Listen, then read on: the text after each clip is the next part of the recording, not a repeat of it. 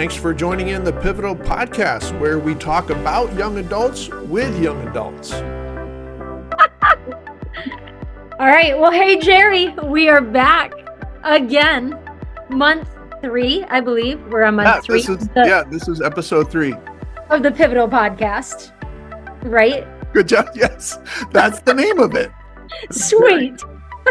No, we're super stoked. We have started this project and invited some friends to come and talk with us, but it's been awesome. It has been awesome to get to know some young adults, but also, Jerry, I'm grateful I'm doing this with you because you are the brains behind this. So right.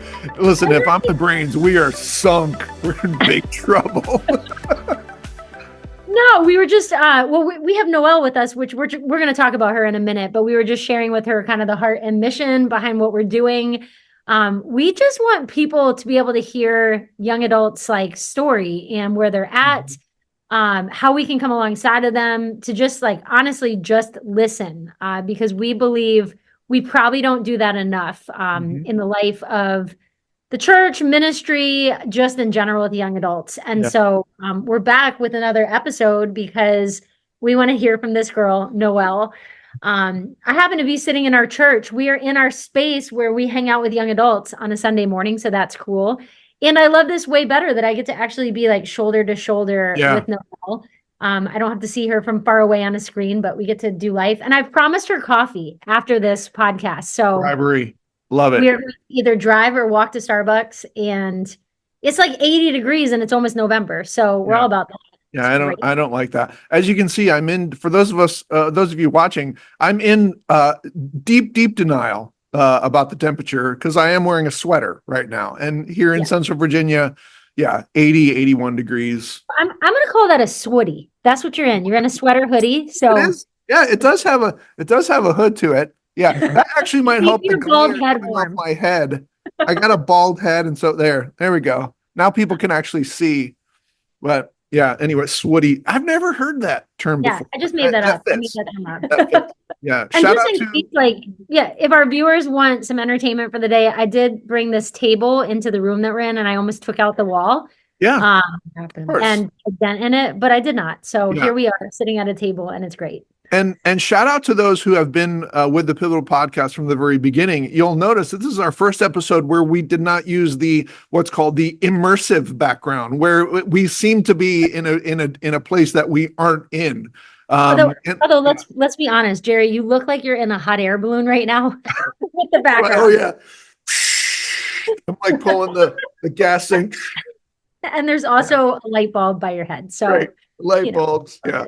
Let me put the microphone in front of it. There we go. So yeah. Anyway, this is we're in our youth room. It's an old mural, and I'm sorry. It doesn't even really look good. But yeah, I've been saying for probably a couple of years, I really should paint that wall, but I haven't done it yet. And so they're outside my office is power washing going on. And I thought that noise is not conducive to podcast recording. And so, I had to move up here. So to those of you who are watching, we just apologize. But as we said in our last episode, we are not apologizing for the just raw, unproduced, the vibe that we get. You know, there are different, if you want a podcast, it's like super high quality and overproduced and super professional, move along. This isn't it. That's right. I just want to talk to young adults. That's all we want to do. Nothing here to see true. If that's your thing. 100% true. But anyway, we want to give Noel a chance to just introduce herself and tell us a little bit about like your faith journey, whatever that looks like for you, and maybe a little bit about how you would kind of describe yourself and your spiritual life or your beliefs or whatever. And I totally understand that we're just jumping right in the deep end of things, but let us know, a little bit about yourself first. Yeah, I'm super honored to be here. Thank you guys for having me. I am Noel. I was raised in a Christian home, so I've been pursuing the Lord for most of my life. But these past 2 years post-college, I'm 24, have been super influential in just kind of figuring out what faith looks like in a adult every day. Like I'm working all the time, steady life, like because it's new, we're out of college, like we're no longer kind of in that bubble of community, and now we're thrown into the deep end of like the world, and we don't have built-in community anymore. And I actually work remote as well, and I love my job, I love my work community, but it's different because it's all online. So community has been a huge thing that these past 2 years, in my faith walk, I've been working on investing in and finding and being more intentional with. Just because for the majority, like until you're a young adult, a lot of community, at least in my experience, and I know it's different for different people, but community was always like built into my life. You know what I mean? Because it's like you're in school, you're in these different clubs, you're in this, then you go to college. I went to a private Christian school, so already had like also that built in, like my group of friends, we were all Christians, like had that faith-based community that built you up. So anywho, these past 2 years have been really influential in finding a place where I could actually dive into a young adults group and find fellow young adults that are in the same walk as me and pursuing the same things as me. And whether our experiences are different or not, just finding that mutual common ground of we literally just need people to do life with. So yeah, I'm thinking more so faith-based. I mean, I love my church here. It took me a bit to find my church, but after I moved home, I started visiting a few different churches, and I was really invested in one for a while, but it was a very long drive. So it was very hard to like actually build that community, like I was saying. So when I started coming into Emmanuel with Andrea about 2 years ago, I was just so excited to have people right here, and I loved the space that Andrea created and built. And like you guys were even saying with this, you guys want to change the world for young adults, and I think Andrea's doing that literally right I here. did not pay her to say Awesome. this. She is buying me coffee. You and coffee.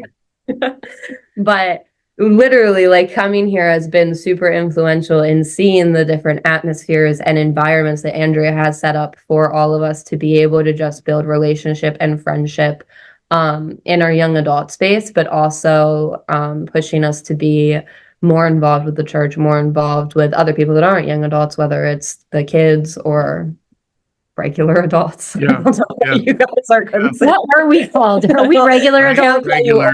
Adults, We're oddballs. You're just adults. We don't really fit. We're just old people. Yeah.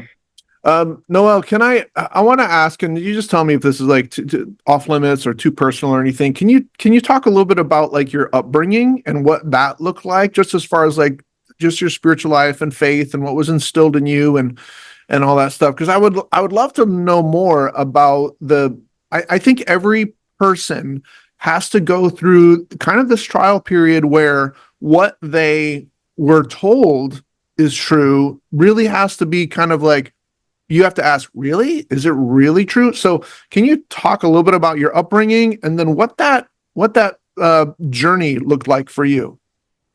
Yeah, like I said originally, faith-based homes. Both my parents are Christians. So I was raised in the faith, which is a huge blessing. So yeah, it's one of those things where it is like, well, I've known about Jesus my whole life. I remember accepting him, but I was like probably 5 years old. So then it's also that like weird feeling of I've never known any different, you know? Sometimes I'll sit there and I'll think like, what is life without Jesus? Because I have been so blessed that like that was just the beginning of my life. And I don't even know what it's like to experience anything without that as the backbone. Right. And that's a huge blessing. But it's something that like in the past few years, like I've really thought about. And it's just like there are so many people that don't have that till like their late 20s or teen years or like any time really. But anywho, so that was a huge blessing. My mom is definitely a huge spiritual role model for me. She has some of the strongest faith I have ever witnessed in my life. So I admire her very, very greatly for that. And she is definitely helped me become who I am in my faith, and she's taught me so much in that. My dad's also super strong and wise Christian, and I just have learned so much from he just thinks very deeply about theology and all of that. So all growing up, like I really appreciated being able to just go to him to those things that like I didn't understand, and like he could help me think through it, and just really deep understanding on those levels. Um so yeah, both of them were super present in my life. When I was about 11 or 12 years old, I started going to a camp up in northeastern PA, Mhm. so like 2 hours north of us. And that camp was definitely super influential in my personal faith and my personal walk. There was an instance, there were like a few I feel like a few instances where like, in your faith walk where it's like, oh, that's the moment where like I felt the Lord, Yeah. and like you just remember it. And a lot of like sometimes it's like I don't remember much more other than I felt the Lord. Ah. Like that, like I believe I was so I went as a camper for 3 years up till 14, and 14 I got baptized at the camp, which was super cool. It was like 11:30 p.m. in the creek. We Mhm. had like our late night like altar call, and then they just were like, if anyone wants to be baptized, we were going to go down to the creek. And it was like the middle, like it was so dark. It was so cool though. Like it's such a cool story just because it's like in the creek. And I loved that. Anywho, so I got baptized there. And I remember, I can't remember which year it was, but there's a spot in that sanctuary that I like visually remember. I'm like, this was like the spot where, like, as a kid, like I remember feeling the Lord for the Right. first time Right. and feeling his presence. And like, in a sense, understanding it better because of that personal, emotional connection, I guess. So that camp was super influential for me just in general. I always looked forward to going back to that every year. And then after I aged out, I became a counselor for like 4 or 5 years, and I still go. I'm staff at this point. Awesome. But yeah, so that was a huge thing for me, just having that again community, because and that type of community was different too. Like I think that there's something to say about even though I literally would see these people for 2 weeks a year and never again throughout the year, right?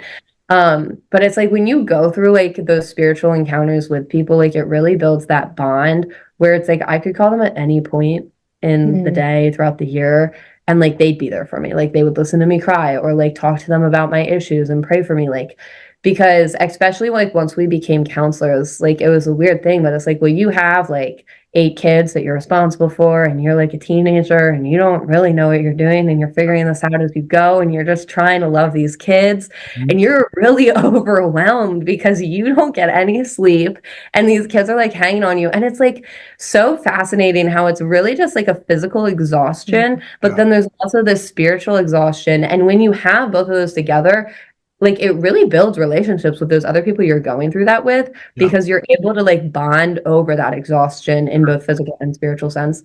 And it just really does create beautiful friendships where it's like, not that those are the typical encounter, like not that that's what we're struggling with through life regularly, but Yeah. it's like once you go through those things with those people, you realize like, oh, they can support me like Yeah. whenever I throughout life in general. So it's been really cool to have those spiritual connections, because I've got like a friend in South Carolina and New York and Virginia, and like we're all spaced out, and Yeah. it's like, but I know they're there for me, and I get to see them like once a year, hopefully. A few years ago, or no, last year, I did like a whole road trip through this side of the country and like Yeah. stayed with each of them for a few days while I worked, since I'm remote. So it's like such a blessing to have those. But yeah, so that camp experience was super, super huge for me. Um, And yeah, so I guess like just throughout my life, there's a few different moments where it's like I vividly remember like that moment when I was baptized, and like having that encounter with the Lord was one of those first Yeah. experiences. My senior year, like I remember having a very clear encounter at a teen camp that I went to at my home church Yeah. growing up, where it was just this like it was the coolest experience, because I'm really good at like holding on to things and like building tension up literally in my muscles, and like not like struggling to let things go and like give things to God. Like I pray and like I try to give them to God, but then it's like you just take it back. Like Yeah. we struggle with We this. know nothing about Right. that. Right. So very common struggle. But it was the coolest thing because I was at this teen camp. I was like 18 years old, and went up for the altar call and was just praying. And it was so amazing. Oh, yes. So I went up and I was like on my knees. And I have always had this desire to just like lay flat before the Lord Yeah. because it was just something that was so Mm. fascinating to me. And I believe David did it in the Yeah. Psalms where I mean, I'm pretty sure he was naked Yeah. as well. He was not naked, Right. everyone. But David lays flat before the Lord, and it's a very vulnerable position, right? Mhm. Like you're, and Yes. like that goes to the naked thing too. But like David is literally giving his entirety to the Lord by just being like, "Here I am." Yeah. Like it is a vulnerable and like Yeah. awkward position to be in, especially when you're in church. Anywho, so I've always like loved that thought of like being Mm. able to just give myself wholly to the Lord like that. And so I had gone up for the altar call and I was like on my knees and I was thinking about this. I'm like, oh, that'd be so cool if like I just like laid down in front of the Lord, right? Yeah. And I was nervous, right? I'm 18 and I'm like in this church with all my friends. Like that's a little awkward, What will right? people think? Yep. Right. And so I'm like praying and I like really just want to be able to do this. And I Yeah. literally felt the spirit of the Lord like knock me over. Like there was entirely in front of me. Well, Wow. it was also fascinating because everyone kept coming up to the front of the altar call or whatever at the front of the church. Yeah. But no one ever sat in front of me. And I was like, this is so bizarre, God, because it was packed. Yeah. Like it was packed everywhere. And there was just like this straight lane right in front of me. And then I think that I was like praying and then like I called something out to the Lord and then the spirit literally just came in and knocked me over flat on my Yeah. face. And it was the coolest thing. And it Wow. was the first time in my life going back to like that letting go. Mm. I physically felt the stress of the world lift off my Yeah. shoulders. Yeah. Like it was so cool. And it truly only lasted a solid 24 hours. But like after that, like I felt so light and Yeah. free from all of the weight of this world. And then over time, like I definitely did take things back. Like it is a constant surrender. Like we have to wake up every morning and give our life. And like Right. I'm living for you today. Like it is a constant choice to live for him and a constant choice to give him everything. But it was such a cool experience because it was like that's what it Cool. feels to let go of Awesome. everything. Right. Mhm. Yeah. So, That was so good. Yeah. One, as I'm listening to you, a couple of thoughts come to mind. There's a mystery to that. There's a mystery to what you're saying because there are certain aspects of this story that you're telling us that are quite literally unexplainable. There's a mystery to it, and one contention or one observation that I have about myself and about other Christians is a lot of times we don't like mystery. We don't like things that we can't figure out. We don't like things that can't be like logically explained to someone. But to me, the beauty of God is in the mystery. So you might tell that story to somebody. Let's say, you and Andrew are going to go for coffee and there's someone sitting nearby and you're retelling the story and somebody overhears it and they're like, explain that to me. And you can't really do it. But Paul says that these things are the words that Paul used are spiritually discerned or spiritually there's another word I can't remember what the word is. Sorry, I got old man brain at the moment. But they are spiritually appraised. There it is. Thank you. Old man brain came through. They are spiritually appraised. They are spiritually discerned. So there are certain things that are part of our story that are inherently part of our story that are also kind of mysterious. Right. So we could take, a piece of paper and a pen and we could write down the plan of salvation for somebody. We can write down an equation. You could say, well, if you understand your sin and you understand salvation and you understand forgiveness and the cross and the empty tomb, add all those things together equals grace and forgiveness, and you can have it. Okay, we can explain that. But then there's an aspect of your story, several aspects that popped up as I'm listening that are like, well, that's not that you can't put that on a legal pad. You cannot figure that out, No formula. logically, right? But I really, really love that. And let me applaud you for it sounds like you didn't have a 100% choice in this, but for going for that, like going past that, what will people think of me? Because I feel like if I'm gonna address the capital C church, I feel like that has really kind of come in and attacked us. That we have this like, oh, I don't want to be a radical, or I don't want to be crazy. I don't want people to think this or that about me.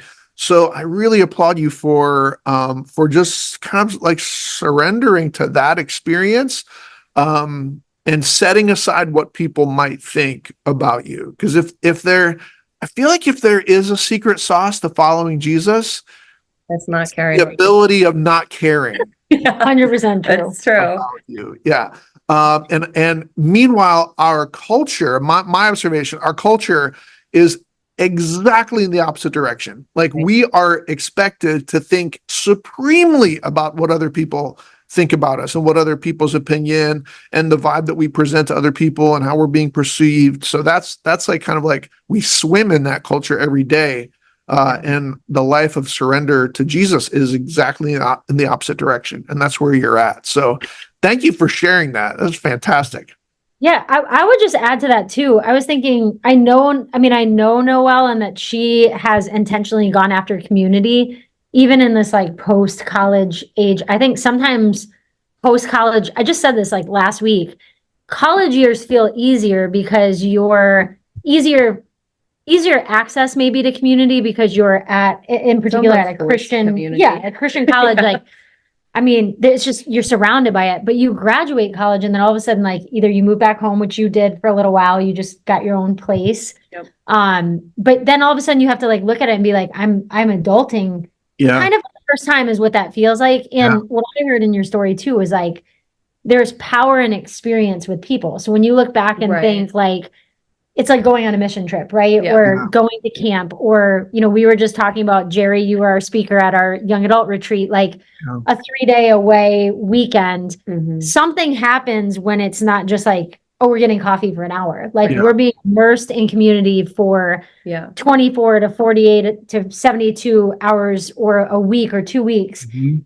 And you have that experience. And when you throw in like a spiritual experience together, like nothing can take that away. And so I think that it's just a reminder. I think it would be really easy, especially for young adults your age, to like walk into the church, go to church, have the Sunday morning experience, walk back out and like check that off the box. But like, if you really want to experience deep relational community, you kind of have to go after that and you have to create spaces. And I think from like, I mean, Jerry, you and I are in this is our business. Like we're pastors in this world. I think it's important for like places to create spaces where they can do that together. Because there's so much power. And even if you just look back over the course of your life, thinking about the different, like, again, like kind of like longer periods of time journeying with people, that it has like a profound impact on your life, even more so than just like dropping in here and there. So I think I've gotten to watch Noelle, like, she sings on the worship team. She shows, I mean, she's the person that like, she's going to show up. We were talking about this last week. I know there's a few people that are going to show up regardless of what I'm doing because they're in it with us. But then I watch her on like the back end of that too, whether it's, the stuff that's happening with like your former friends in camp life or the new friends that you've met like in this particular community. Like you do things outside of what we do, and I think that matters. So I just like, that's what I hear in her story too, is unity matters enough to her that she's going after it. And yes, we provided some of that space, but like she's also going after that herself, which I think I have like deep admiration for that as well. That's so key. And I think if we were to look back over the last 20 years, just as a culture, what we have done, there's an expression called helicopter parenting. And I don't know if you ever heard that. It's when the parent swoops in and saves the day when a kid messed up. And I've done that. I'll confess to you, like, your kid is in elementary school and they forgot their lunchbox at home, and you show up, sometime during the morning, and you bring their lunchbox and you drop it off at the office. And in all these tiny little ways over the last 20 years, we have taught young people that you don't really have to do anything. The world's going to come to you, and whatever you need, those needs will come to you. You don't really have to go after it. We give participation awards, and every kid in the league gets a trophy because you didn't have to do anything. It's just going to come to you. And so in so many of our young adults, I hope this doesn't sound grumpy or like an indictment, but I think we have conditioned this young generation. Yeah, you just sit there, and the world will come to you.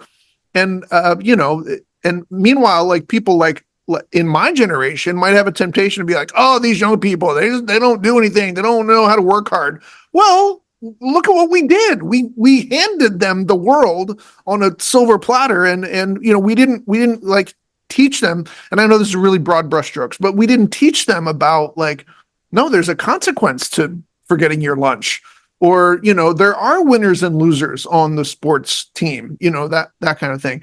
And man, that really makes me admire and respect, Noel, your decision to really get after community, to know in your own heart, like, this is what I need for my mental health, for my social health, for my emotional health. This is what I need, and I'm going to do what it takes to go and get it. So yeah, I would tell my own kids, there's two kinds of people in the world: people that watch things happen and people that make things happen. And I want you to be the kind of person that makes things happen. So kudos to you, Noel. I love that. And you've touched on such an important aspect of the young adult life, which is community. So yeah. Okay. So shifting gears a little bit, but that was actually a really good segue.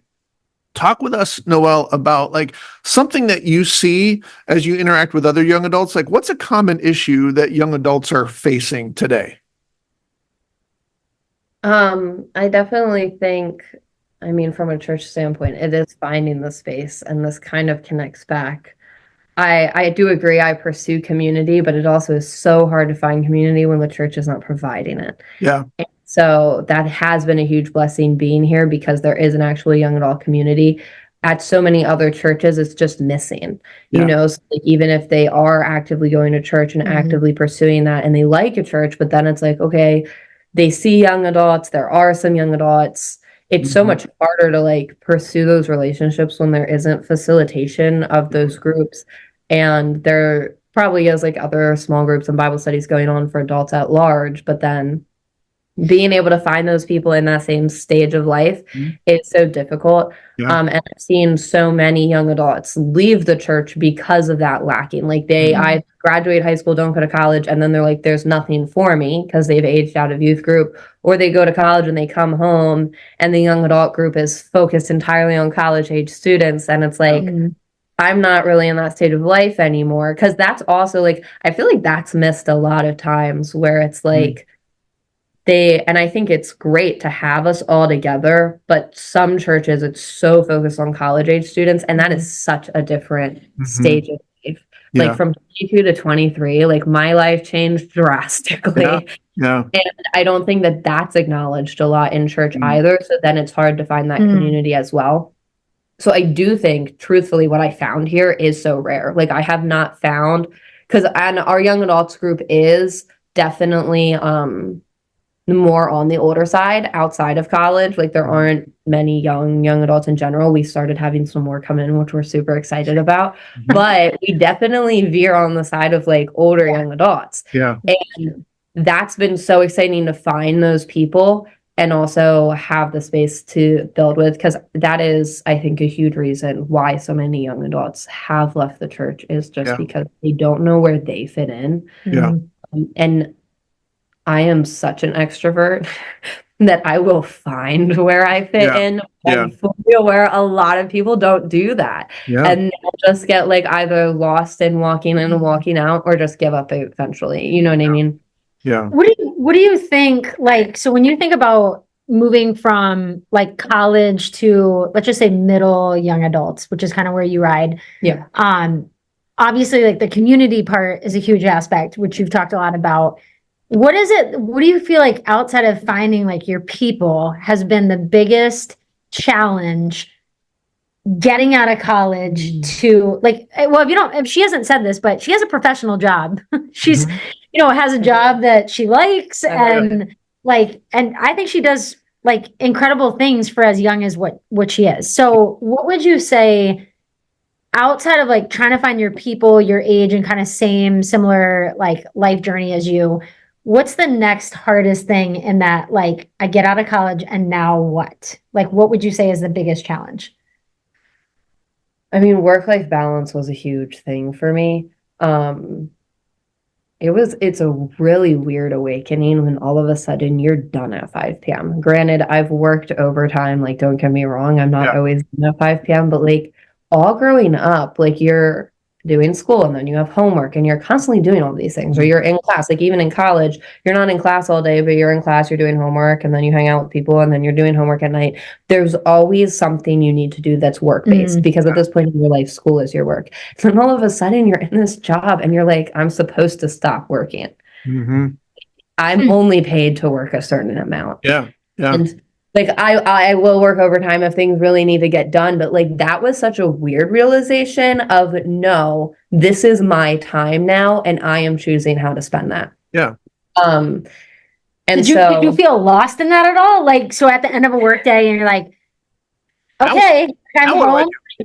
Yeah, now what? I don't think so. My junior year, I had an internship in Lancaster where I was working at a newspaper, and that was a very basic 9 to 5. And that was the first time it really hit me, and I did struggle with it because it was like, what do I do now? And I had never lived in Lancaster. I really didn't know many people out there, and I struggled to find community because I was only there for 3 months. Like it's hard to really dive in for that. So I struggled for those 3 months with that because it's like, okay, I'm done work. I'm not supposed to be working more. They will not pay me more. And who am I supposed to hang out with? What am I supposed to do? I don't have homework. Like it was the first time in my life that really happened.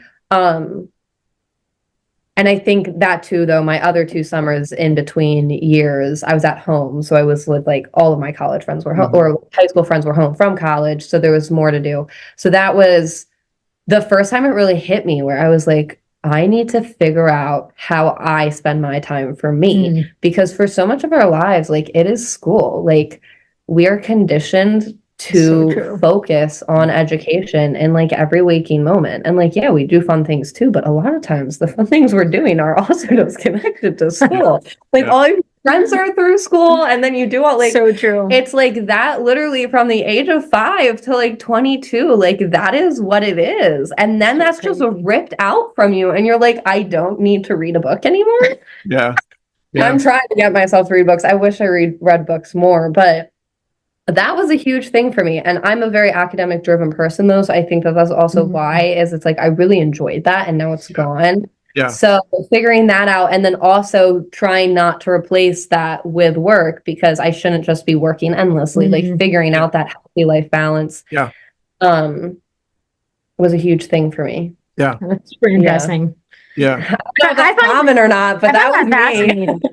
Yeah, it's weird because I mean, we're in the profession of ministry. Jerry, you and I are like, I mean, that's our full-time job. Right. So ministry has kind of got different hours, I guess. I don't know. But I think for the average person, yeah, like all of a sudden, like it's not just you're adulting, but like your whole schedule changes and shifts. Right. And I do think like going back to the community part, if you don't have community, I think that's where people get lost. And so it's, I don't know. It's just like, it's not just filling your time with things to do, but like, okay, I have to figure out who I am in a whole new setting. So, yeah, it's interesting.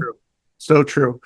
Okay. So, zooming out just a little bit, Noel, you shared so much of just like your personal story and your observations and stuff. So if you could zoom out just a little bit and kind of look at the church. I know you got Emmanuel there and you have a fantastic situation, like a great community, and Andrea is there and ministering to people. So you've got a great situation there. But whether it is Emmanuel or if you could just speak to other churches / pastors / leaders / young adults that don't have that, what do you think? And there's no wrong answer to this, by the way. What do you think churches? Is there a truth or a point that churches are missing? Is there something that they should be doing differently in the way that they handle just their view of young adults or how they minister to that age group? I feel like in a lot of instances it is lack of resources, in my personal opinion. Like my home church was so small that, I mean, I think it's an amazing thing. We have a full-time pastor that is dedicated to be working on these things. And that's not the case in a lot of places. Like the church I grew up, we didn't even have a youth pastor. Yeah. And if we had the budget, I'm 100% sure a youth pastor would have come before a young adults pastor because it always does. And I think that totally makes sense. And I support that because the kids need it. But it's always the last thing on the budget sheet. And I don't inherently see that as wrong because I understand that there are so many other things that are needed. But for smaller churches, I definitely think that's a huge thing. In the other churches where it's like they do have the resources, I do think we're kind of, I mean, it's similar to youth group. Like everyone's so different and in a different stage of life and kind of confused and kind of figuring it out and unsure of what's going on. And now we're just young adults and half of us are married and a quarter of us have kids and a quarter of us are single and some of us went to college and like everyone's like in such like different stages of life that it's daunting almost, I feel like, for some people to look at and be like, how do I minister to this group as a whole? Because nothing about them is similar other than their age. Yeah. That is what we think every day. That's good. Yeah. So I true. think that's then the second point. Like, if you have the resources, it's still daunting because it's easier to lump kids together and be like, okay, I get that you all have different home lives. We're all going to play games right now and talk about Jesus. Right. Once you're like an adult, it's like, that's not going to fly. And people aren't going to show up because our parents don't drop us off at the door anymore. Yeah. But it's like still that case where it's like, no one's in the same stage of life. Yeah. So okay, I have a question for you though. What would you say resources, like there are no resources, so they can't hire somebody full time? We do realize like that's like That's most, right. Yeah. not the norm, right? Like, I mean, it's mostly true that you can't hire somebody. Do we make it as complicated? Does the church make it as complicated as it is? Like we got to hire somebody, or is there anything that you would suggest to the average church that doesn't have the resources to hire like a young adult pastor? What do you think young adults actually need? Like, is it as complex as a program? Is it like if you could go to any church leaders and say, actually, this is what young adults need, like, and it's not as complicated. Yeah. What would you say? If you're going to give them like one or two things, like we just need this. I do feel like it's a person though. Okay.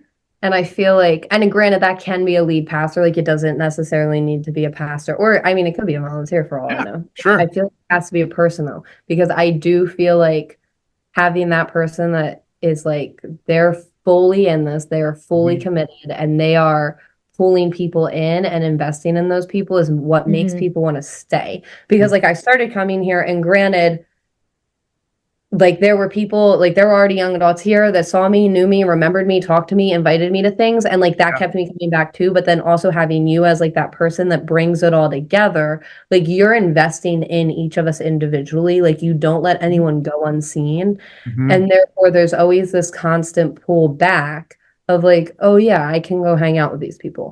Like, and I can even like, I can get coffee with you. We can sit down. We can talk about my life because my life's different than everyone else's life. Right. Like for me, like one-on-one's a huge thing for me, that I feel like being able to have that with you or with a pastor then enables me to build that connection and that trust that keeps me coming back to the group. And I think that that's huge. It's really good. I hope that that's an encouragement to anybody who's listening who is probably in a church where they don't have a young adult pastor. They might not even have young adults per se yet, but just to have somebody, I like the expression, the straw that stirs the drink. I think every church just needs a straw that stirs the drink. They need somebody who's willing to say like, yeah, sure. I don't have all the answers. I mean, I have any formal training or anything, but yeah, I care about young adults, and I want to be kind of a conduit of just facilitating those relationships, and a place where, not even necessarily a place, really, it's not even like you have to have a building or anything. I just want to like, hey, we're going to meet up in this living room or this coffee shop or wherever, and just facilitate just like deepening community and authentic community, which is the thing that I would say really every human craves. But I think especially, Noel, you have expertly painted the picture of so many young adults and really what they're searching for. Because my observation is that it's not really a program. It's not a time and a place necessarily. It's not even a structure. It's just kind of like, well, where do I fit in? And in partial defense of the average church, that 18 to 25-year-old range, you're a bunch of moving targets. You're really, really hard to understand and nail down. And like you said so well, like community is kind of built in to your life in multiple layers until you're 18. And then it just dissipates. I've used the analogy of like a water balloon. You're a little droplet of water inside this water balloon with all the other droplets until graduation day. And then that water balloon gets popped, and then there's absolutely nothing holding you together in that context of community. And then it's on you, little droplet of water, to find other droplets. And that's really hard to do without like drying up and evaporating. So I think you've said it so very well. And I hope that that's an encouragement to churches and leaders who might be listening to this.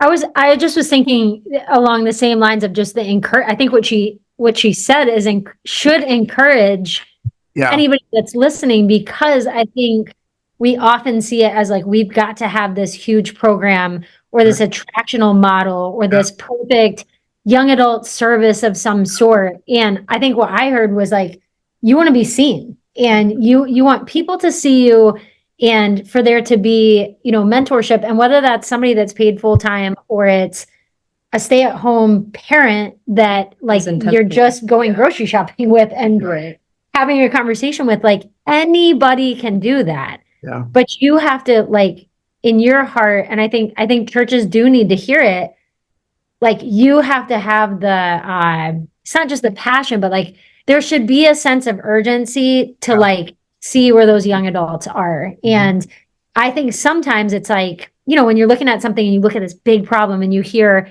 all these people are walking away from the church, all these young people, then the church freaks out and is like, well, we can't do anything about it. We don't have somebody, we can't hire somebody. Right. But in actuality, it's like, okay, when you look around, there's a young adult like within your reach. Yeah. Just go to that young adult and like let them know that you're there for them. And anybody can do that. So I think like, you think you just all the things that you shared, like it should serve as like a huge encouragement. Yeah.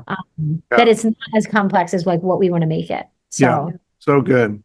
So and I would say because she's one of mine, like she encourages me, I think, because I think as leaders too, even that are in the thick of it, you can look at it and feel like, does it really matter that, you're contacting these people or trying to do life with this? But really it is as simple as people want to be seen. They want to be heard. They want to feel loved. They want to feel known. And I think he's proof of that. So, which is cool. Really good. Really good. Yeah. I was sitting here thinking, man, if I was Andrea, I would just be all smiles right now. Cause you have like exhibit A right here that like, that's why I picked really Noel. Right?